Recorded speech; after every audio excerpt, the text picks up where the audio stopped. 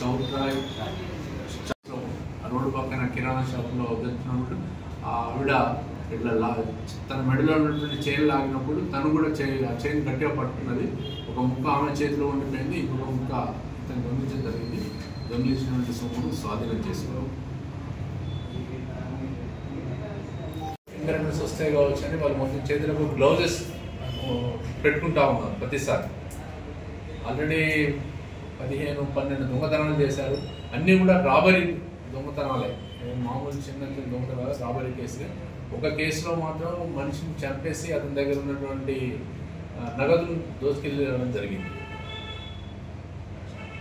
అది చాట్రాయ్ పోలీస్ స్టేషన్లో జరిగింది. 2008లో జరిగింది. 7th.